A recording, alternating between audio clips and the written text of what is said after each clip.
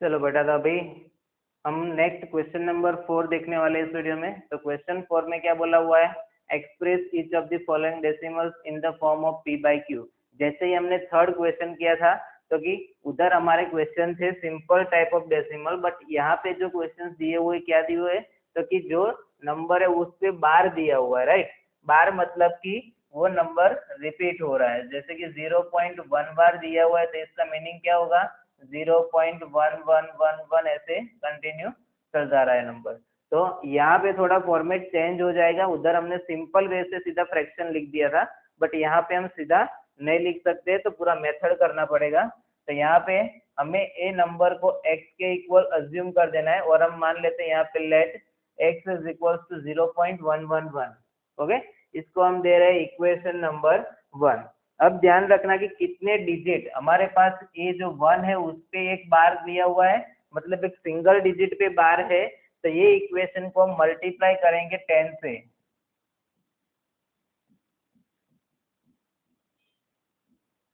Multiply equation 1 by 10। Okay, एक digit पे बार है तो हमने 10 से मल्टीप्लाई किया। अगर 2 डिजिट पे बार होता तो हम कितने से मल्टीप्लाई करते, 100 से। ओके, तो वैसे क्वेश्चन भी हम आगे देखने वाले हैं।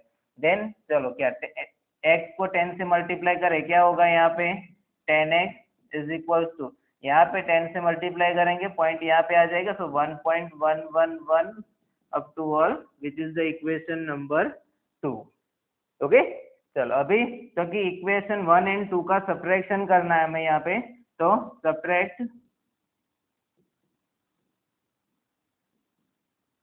Equation 1 from 2।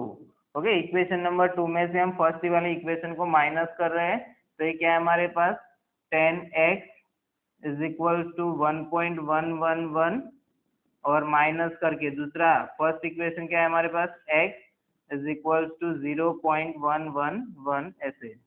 ओके, चलो क्या होगा यहाँ पे, तो कि 10x माइनस एक्स कितना होगा यहाँ पे, 9x is equal to 1 minus 0 मतलब 1 रहेगा। पॉइंट के बाद ये सारा डिजिट 1 1 1 सेम है, तो मतलब ये क्या रहेगा, 0 0 0 ऐसे चलता जाएगा। तो हमारे पास आंसर निकल के क्या आ रहा है, 9x इज इक्वल टू 1, मतलब कि x इज इक्वल टू क्या बन जाएगा, 1/9। तो x की वैल्यू हमने p बाई क्यू के फॉर्म में यहाँ पे कन्वर्ट कर दिया है। ओके, तो ये फॉर्मेट रहेगा अपना P by Q form convert करने में। कब ऐसा करना है, क्योंकि जब नंबर पे एक कोई 1 2 3 जितने भी डिजिट पे बार दिया है, तब हमें ऐसी मेथड करना है। ओके, चलो वैसे ही अपना सेकंड क्वेश्चन है। तो सेकंड क्वेश्चन में क्या दिया हुआ है, 0.4 बार। चलो सेम मेथड करना है हमें।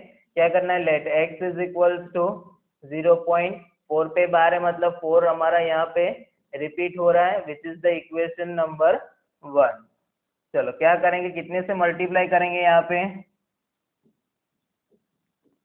Multiply equation 1 by 10।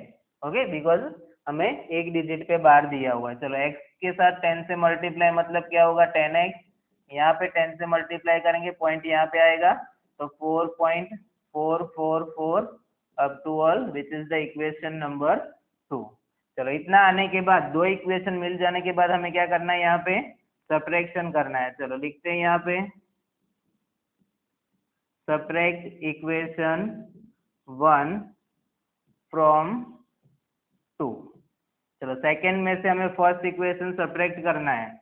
तो फर्स्ट हम लिख रहे हैं यहाँ पे second equation, 10x is equal to 4.444 up to all, minus first equation क्या है, तो कि x is equal to 0.444 up to all. चलो 10x माइनस x कितना होगा यहाँ पे, 9x is equal to, a 4 minus 0 मतलब 4, और पॉइंट के बाद सारा 4 4 है, मतलब वो क्या बन जाएगा यहाँ पे 0 0 0। तो लास्ट में हमारे पास क्या निकल के आ रहा है आंसर, तो कि 9x is equal to 4। Okay, point के बाद का 0 लिखने की जरूरत नहीं है। तो x इज इक्वल टू क्या बन रहा है, 4/9। तो ये आ गया हमारा p by Q form. Okay, तो आई होप सबको फर्स्ट और सेकंड क्वेश्चन क्लियर होगा। और नया चीज इसमें से क्या सीखा आपने, तो कि एक चीज और ध्यान रखना है कि अगर एक क्वेश्चन आपका 1 मार्क क्वेश्चन में आ जाए सपोज, तो आप सीधा आंसर कैसे बता सकते हो। तो देखो बेटा, आपने फर्स्ट और सेकंड क्वेश्चन किया, उसका क्वेश्चन देखो क्या है, तो कि पॉइंट के बाद एक ही डिजिट है और एक डिजिट पे ही बार है, तब उसका आंसर क्या आ रहा है। देखो दोनों का आंसर आप कंपेयर करो। फर्स्ट का आंसर क्या आया हमारे पास 1/9 और सेकंड का आंसर क्या आया हमारे पास 4/9। मतलब कि जो नंबर पे बार है उसके डिनोमिनेटर में 9 आ रहे हैं, राइट।